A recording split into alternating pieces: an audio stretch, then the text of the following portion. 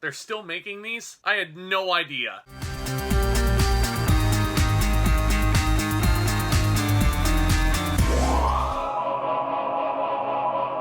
The Ice Age Adventures of Buck Wild, or Ice Age 6 because the studio does not want to call it that. This is the first film in a fun franchise growing up that does not have Blue Sky Animation Studios' involvement. And I had no idea it was coming out on Disney Plus until like a couple weeks ago, which is very, very telling. Buck, who's once again voiced by Simon Pegg along with Crash and Eddie, who are curiously not voiced by Josh Peck and Sean William Scott, try to keep the Lost World from being overtaken by dinosaurs. Yeah, I bet you didn't know this was streaming on Disney Plus, did ya? Look, I'm gonna keep this review short, sweet, and to the point.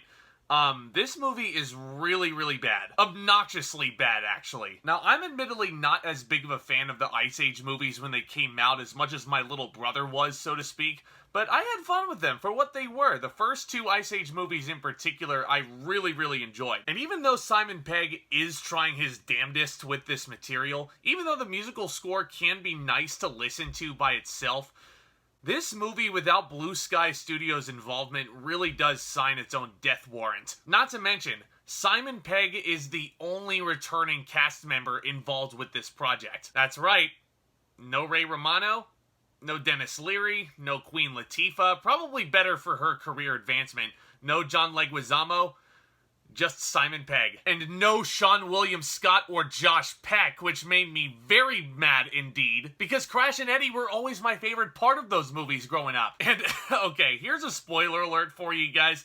Even though Buck's name is written all over this movie and its advertising, this is not Buck's story. Even though it does provide some backstory for him, let me just warn you that this is actually a coming-of-age tale for Crash and Eddie. Now, you would think as a kid, I'd be all for this as a huge fan of Crash and Eddie, but I'm sorry, Crash and Eddie are just so annoying in this film. Like, I could never get behind these two guys, and that's where the obnoxious descriptor comes from, y'all. These two.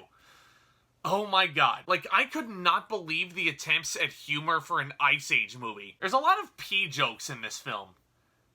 More pee jokes than I would care to hear. But that's what you're getting. And for God's sakes, there is no Scrat anywhere.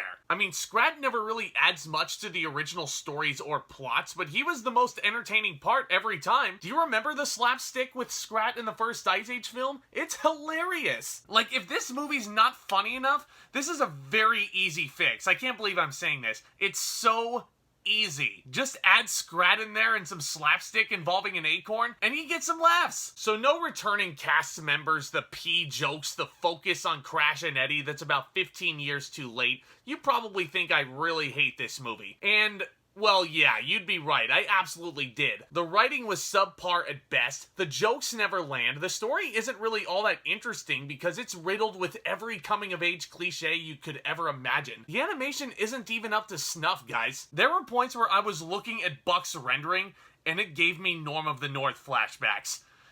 That is a very low bar. I'm gonna give the Ice Age Adventures of Buck Wild an F. Come back, Blue Sky, come back! As sad as it may be to some, I do think that the Ice Age franchise has unfortunately run its course at this point. This movie right here is living proof of that. But if you happen to catch this movie on Disney Plus, let me know what you thought of it down in the comments section below. I think there's a lot better material to subject your kids to while they're stuck at home. Like Hotel Transylvania 4 is on Amazon Prime then. But let me know what you thought of this down in the comments section below. What are your thoughts on the Ice Age saga, as it were? Because as you know, as cathartic as some of these videos for bad movies may be, I love discussing it. I love discussing all things cinema with you guys. So if you guys enjoy discussion like this, don't forget to smash that subscribe button as well as that notification bell right next to it. That way you can always stay in the loop over here. And this channel is somehow closing in on 1,000 subscribers, so let's go ahead and round that number up, shall we? And don't forget to smash that thumbs up on your way out. That would be some amazing help as well. And don't forget to stay tuned for more exciting content hitting this channel very, very soon. We'll, of course, be continuing our Harry Potter saga in the build-up to Secrets of Dumbledore. Thank you all so very much for taking in this catharsis along with me.